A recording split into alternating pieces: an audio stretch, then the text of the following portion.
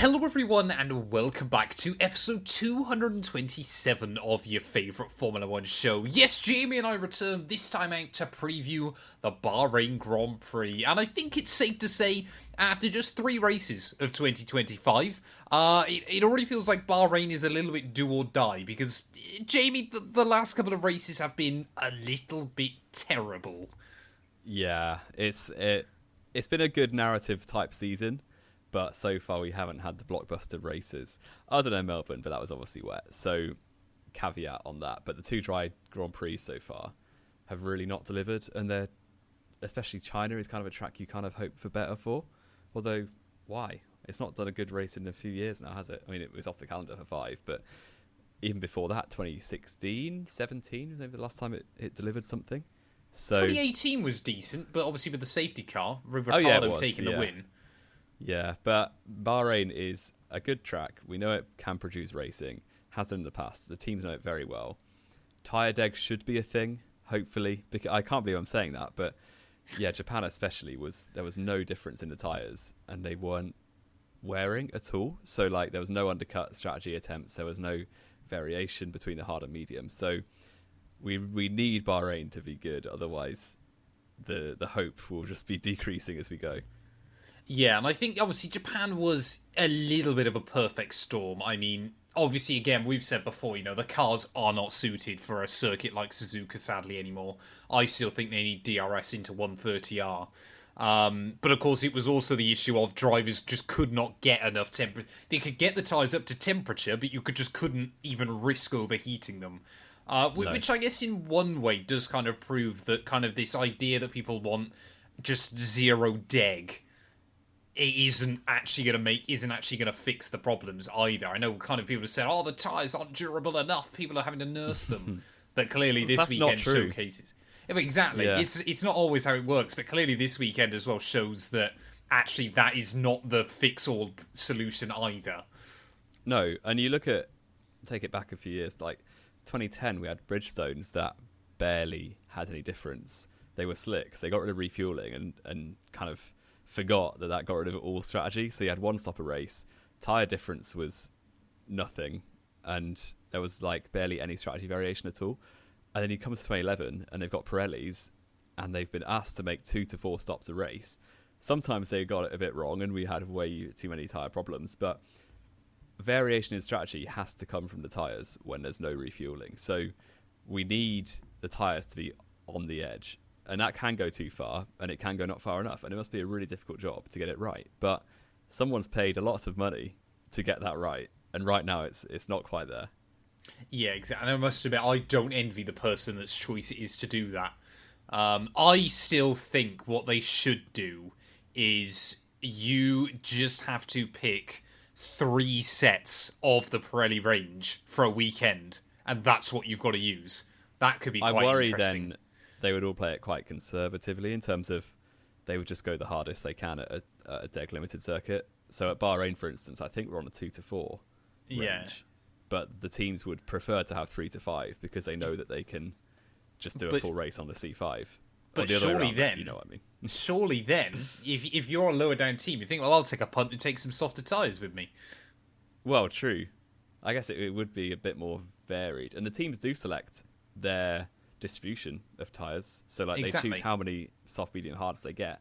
So why not? That might be alright. Even if you give a range of 4 and you can choose 3 different types of the 4 or something like that to stop anyone going for the softest at a track where it wouldn't make any sense.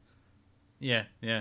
No, I think I've just fixed Formula 1 right there and then, literally off the top of my head. This will be fantastic.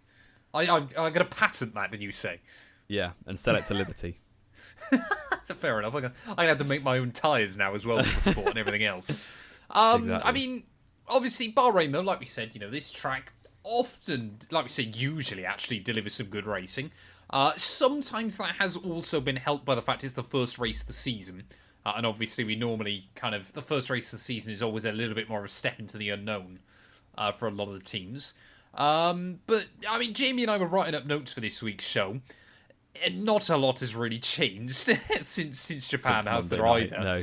We have got a couple of storylines, haven't we? Of course, obviously, with Formula 2 and Formula 3 being back, we've got 6 rookies in for FP1 because, of course, obviously it's a track that all the drivers should know from winter testing, so it's a good chance to get your rookies in, get them out of the way early on in the season. Jamie, just for the viewers, can you name all 6 for me? I literally just looked at it, so I should get most of these. So Luke Browning's at Williams. Correct. This is going to sound awful. Rio Hirakawa. Sorry. Is at Haas again. He was at Japan too. No, he was in Alpine at Japan. He'd already announced he was leaving Alpine beforehand, yet they still gave him the seat for free practice. Wow. But of course, he's a Toyota driver, so he was always going to go to Haas anyway. Yeah, fair enough. Fred Vesti is at Mercedes. Felipe Drugovich is at Aston Martin. Dino Beganovic, your favourite for 3rd place in the F2 or something? My favourite for 3rd place is in the Ferrari, and Ayumu Iwasa, is it not a Red Bull?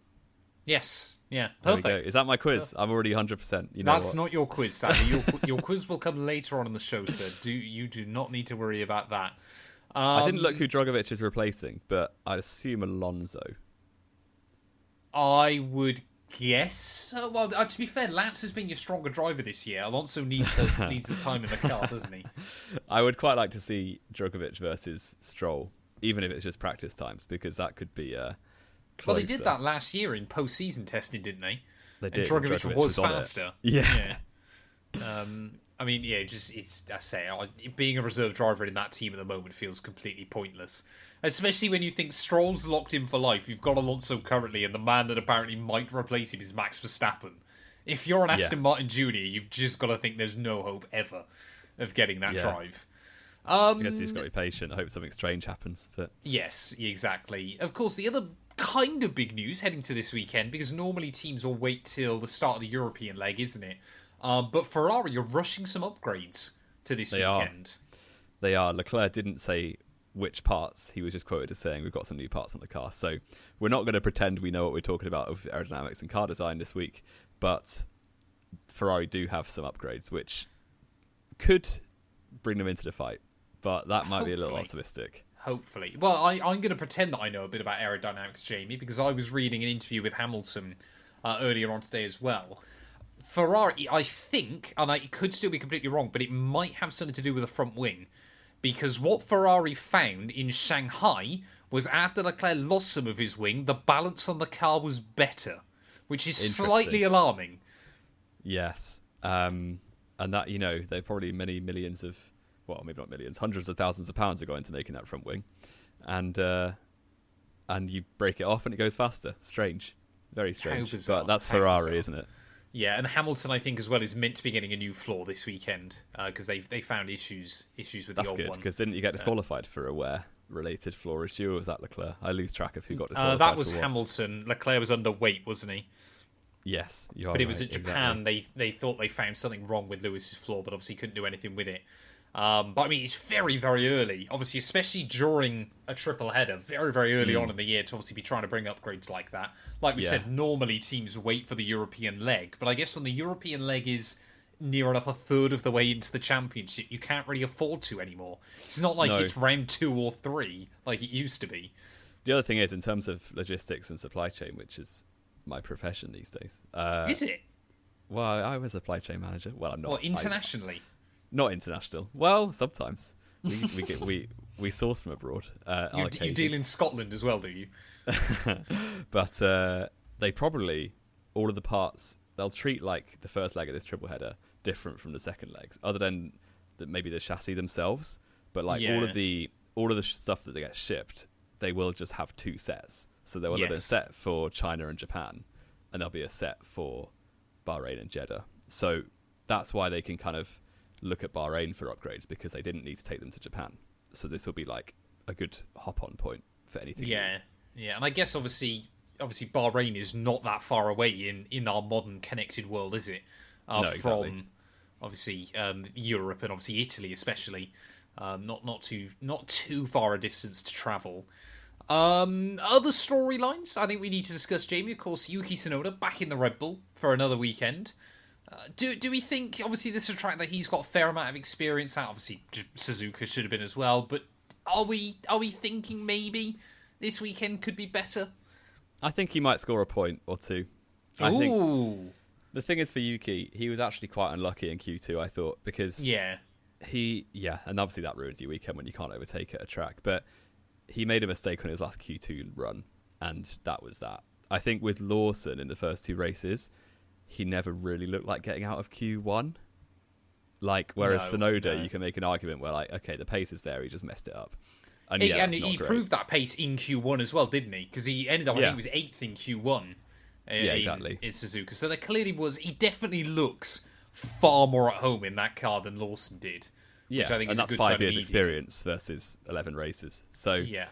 Yeah, I think think also though Red Bull have found. I'm not saying it's like a save all, but I think they found something with that setup as well as Suzuka to make the car more balanced. Yeah, to go from 4th and 40 seconds off the win in China to like winning. Obviously, I think a lot of it was down to Max, but they were going to finish 3rd at worst. Yeah, exactly, and a comfortable 3rd. Yeah. So I think Tsunoda should sneak into the points. I don't think he'll get much into the top 7, but yeah, we'll see. I hope for his sake it's a clean weekend, because if, say he has a problem in Q1 or something, suddenly you're back in Lawson's situation where you've had 2 bad races in a row. It's like, how long are you going to get? But you never know with Red Bull. I think he'll get Jeddah. But we'll see after you'd that. have to give him Jeddah as well, surely. You don't want to change him halfway through a triple header. I mean, Also, let's take this hypothetical then, quickly. Okay. Tsunoda doesn't perform in Bahrain and Jeddah, out in Q1 or Q2, finishes P13. What do you think Red Bull do then? Is it Hadjar get to go? You've got to just stick with it, haven't you? I think the only way Hadjar would be pushed in is if, like, he's suddenly qualifying 6th, 7th, finishing... Not like he did last weekend. Well, yeah, if he has 2 more races where he's best of the rest, and Soda has 2 stinkers, you're like, well, what's the worst that can happen? But the worst that can happen is you kill another driver's career before it takes off. So bring back Perez. Why not? If you're going to just throw anyone in there, David Coulthard's not doing a job at the moment. It just feels a bit totally mismanaged, as we've said many times. I don't think that will be the case, because I do think Tsunoda will pick up a little bit. And I'd like to think if he gets 1 point, it will kind of kick on from there. Yeah, and I think even then, it just kind of gives them a bit of justification, doesn't it, as well? To kind of keep him in the seat a bit longer if he can start. Like I said, even if it's literally a P9, a P10, something like that. But you got to think at some point, especially if that V-carb does still look good over the next couple of weekends, at what point are those 3 drivers all wanting the V-carb, not the Red Bull? Yeah. It's just going to be Max in a Red Bull and the other 3 down at V-carb. It'd be fantastic. I mean, I guess the cars, are there rules to say they have the 2 Red Bull cars have to be the same? But the thing is, of course, you have to then prove that Red Bull have developed their own V-carb for certain parts on the car. That'd be quite hard, wouldn't it? Yeah, that would be. I was going to say they could just give a Red Bull liveried V-carb to Tsunoda. Yeah, and no one would know, and he'd be qualifying 7th like he was in China. Exactly, fantastic. You say, obviously, Red Bull were the reason these rules now exist for when they did just bring 4 Red Bulls. one powered by Ferrari, that was quicker. Well, I believe, Jamie, that was 2006, which actually accidentally takes us beautifully into this week's quiz. Oh, great. Well, because the 2006 Bahrain Grand Prix was obviously the third... No, sorry, it was the first race of the 2006 season. It was. Which, of course, obviously, it was the first time Bahrain was a season opener. Of course, now we've kind of got used to it being the season opener, so I've kind of tried to invert it. Your job is simple. You've got 90 seconds to name me as many drivers as you can who were on the grid for that race. Your time starts now.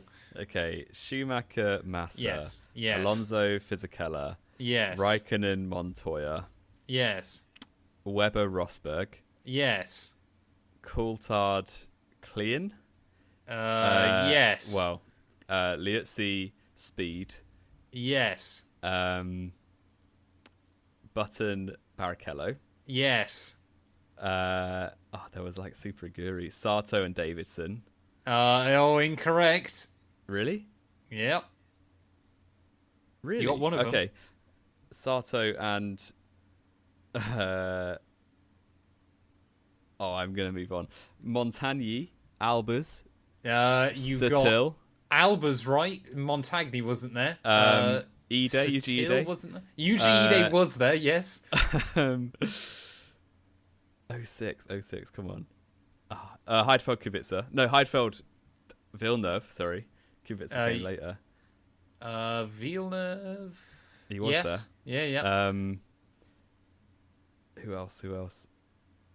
Oh, Toyota. Glock. No, Trulli and Ralph Schumacher. Yes, 21 out of 22. The other Super Aguri driver. Nope, you got both Super Gurus. Oh, Sartre. No, Jordan. No, Midland. Who is it? Albers. Oh, 4, 3, 2, 1. Oh, it's over so close. Who was it? It wasn't Yamamoto, was it? Or It wasn't like that. Yamamoto. It wasn't They had like Montagny. 5 drivers that year. The Portuguese one. What was his name? The Portuguese Montero? one. Yes. Yeah, that was. 21 They had out of like, 20. I swear they had about 5 drivers that year. I think that was alright. Don't know, because the only thing I can remember from that year was obviously because I now play F106 Championship Edition. I think 2006 they did only have the 2 drivers. Yeah, they only had the 2 drivers all year. Was it 07 then? They had about 16 because Winkelhock drove. 07, yeah, Yamamoto it was drove. Spiker. Yeah. Yeah. Because Christian Albert just got sacked after crashing into his teammate mid-season. That was quite funny. Well, I'm surprised you almost forgot Ide, because of course he's the only ever F1 driver to get his super license revoked.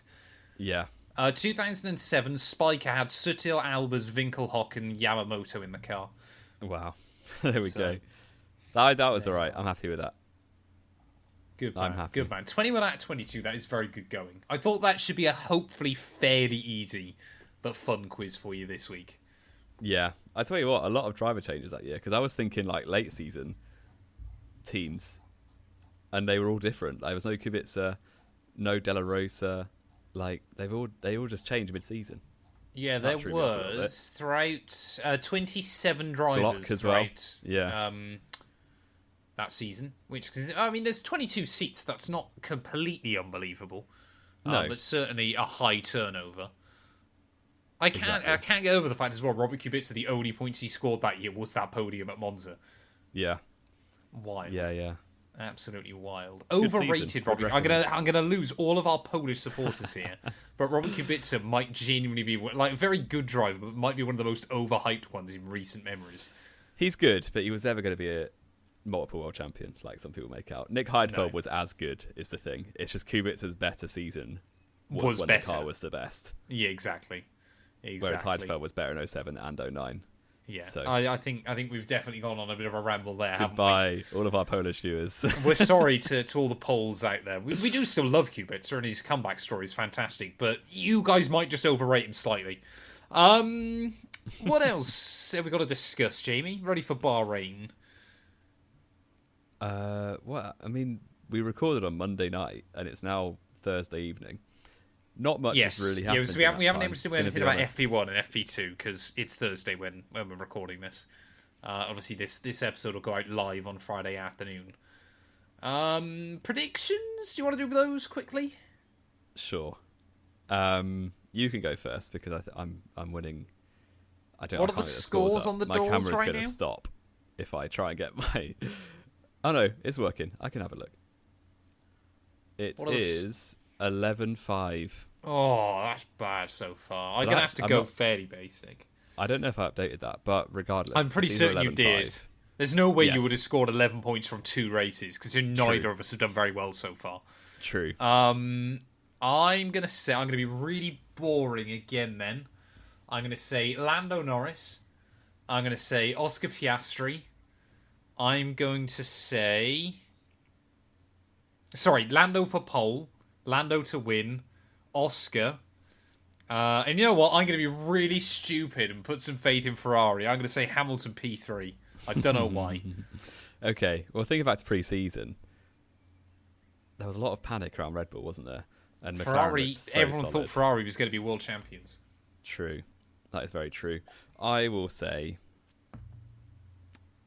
I just do think Norris will get pole is the problem. But it's almost a too unknown quantity, isn't it? I will go Norris on pole. Okay. But So you're I will same go as me. Piastri to win the race. Okay. I don't know how. Maybe a better start. I will go Norris second and Verstappen third. Okay. That's very, very, very boring. Very boring. Yeah. Who do you think needs to do better from the first few races of the season? We're going to do drivers under pressure. Doohan, obviously, still. Yeah. I'm going to say Carlos Sainz. I don't believe he scored a point yet, has he? And Albon scored in all 3 races. Did he score a point in Shanghai, did he? He got 10th that was after because of the 3 disqualifications. Yeah. So I'm going to say Carlos Sainz needs to get his act together. And my third pick, I'm not going to say Tsunoda because I think that's too obvious. Although then again, I did say Doohan. I am going to say Liam Lawson needs to get the better of Isaac Hadjar this weekend. Neither of them have driven Bahrain. He's had a week to settle back in. He's got to beat Hadjar. Otherwise, he might be good, actually. on the ropes. That is good. Yeah, I am going to agree with you, Jack Doohan. I don't think there's much he can do at this point to beat Gasly. Yeah, I guess, but he's had such a rough start, hasn't he? In terms of the pace has actually been all right. I think people were worried about the pace of Jack Doohan, but his speed in the car has been okay. It's just been littered with little mistakes and problems here and there. Or big mistakes, as we saw in Japan in F1. Yeah, it's kind of a shame that's been such a high-profile incident, hasn't it? Because like a free practice crash normally isn't that big a deal. No, but it was the fact it was pure error, I think. Because if you can... Yeah. I genuinely think the worst thing about that was the fact that he said about it afterwards. Like, he tried to do it in the sim. I just would not admit that. No. And it looks really weak, doesn't it, when you had to... They asked the engineer. He asked his engineers, like, why didn't the DRS shut? And they were like, well, it's your fault. Yeah. And then he went to the media. It's like, what are you doing? Yeah. So I will also say Doohan. I will say... It is quite hard, actually, because the likes of the Haas drivers... Shout out to Ollie Behrman. I think he did it last week. He's doing really well. I think it's 2-1 against Ocon in quali. It should be 3. It should be 3-0. Should be. Yeah. It's not, but it should be. So Ocon definitely needs to try and get his act together. But then Ocon's also got a 5th place to fall back on, so he's not really under any pressure. Yeah, exactly. It's bizarre, isn't it? The fact that Ollie Behrman has done more races for Haas than a driver with like 7 years experience as a rookie. He's the only rookie that's come in with more experience than his teammate and that team. Yeah. I will also... I think you're bang on about Liam Lawson. I think he probably went back into V-Cup thinking, right, I've edged Tsunoda out last year, even though he didn't, but Red Bull said he did, so what does it matter? And Hadjar smashed it in Japan, so Lawson's really got to at least be with him and not be... it was on a bad strategy, but still out-qualified and out-raced by Isaac Hadjar last time. And I think... the Saubers, Hulk's getting the edge of Bortoleto, but that's expected, I think. Not in qualifying. Oh, no, he didn't in Japan. Yeah, he did. I think Aston Martin are about where they thought they would be. Last, by the only driver to get lapped last weekend. Really? I didn't know Stroll was, he was the only driver to get lapped. Yeah, but Stroll's got points in the first 2, so he's like, Alonso's not under pressure, is he, realistically? No. I'll actually go for Lewis Hamilton. He's under a little bit of pressure. Okay. Despite having that win, I think he's okay for the win in China Sprint, but he's not done a lot other than that, has he? And he's been... Is it 3-0 to Leclerc in quali and race? Obviously, they both got disqualified, one of them, so it didn't really matter. But I'm pretty sure it's 3-0, certainly in qualifying. Yeah, it shouldn't have been in the race, should it? Because obviously Lewis should have beaten him in Australia. Yeah. But of course, obviously Leclerc absolutely screwed him over twice. But I believe it is 3-0, yeah. So yeah, Lewis needs to get a little nose in front, despite having that win, obviously. I'm sure he's happy about that. Yeah, I was going to say, yeah. Yeah, no, it's fair. I think, it's definitely been a beat, and I think with all the guys on him, hasn't it? Like, that sprint in Shanghai was a bit of a fairy tale. Especially, as well. Yeah. But I think what that does show is that Lewis is capable of it in that definitely. team.